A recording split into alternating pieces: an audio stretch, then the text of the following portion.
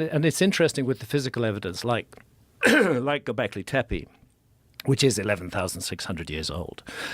I mean, it used to be argued. Robert Schoch and John Anthony West's work on the Great Sphinx, suggesting that the Sphinx could be 12,000 plus years old.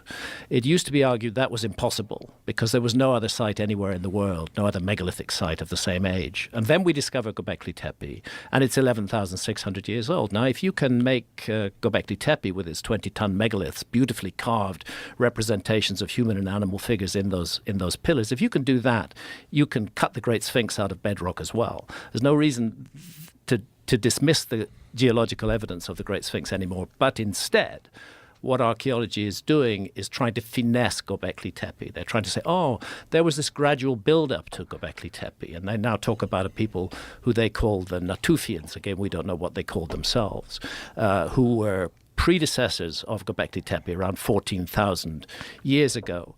And they show things that look like a tiny little stone wall that they built, the sort of thing that you can find, a dry stone wall that you can find anywhere in Wales to this day, you know.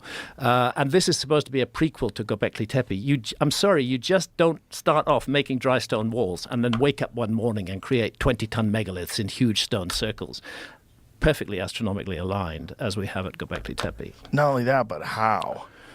Like, what did they do? How are you even, where are you getting those 20-ton megaliths from? How far do they have to transport? In the case of Gobekli Tepe, not far. How far? Oh, hundreds of meters. I've stood on top of one megalith that they partially cut out of the bedrock with the T-shape, but then they found a fault in it and they left it there. Oh. It would have been a 30-ton megalith. They clearly intended to release it from the bedrock, but it had a fault, so they left it alone. The quarries, the issue of the quarries for the rock at Gobekli Tepe is not too big a problem. But the transportation of those? Even the transportation, you get enough people working together, and they can move large stones. That's not in dispute. But that's where the question comes: how do you get enough people together?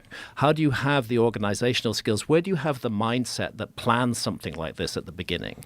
And that is the problem that is not answered in the case of Gobekli Tepe. That happening suddenly. And what were they using for tools? They're supposed to have just been using stone.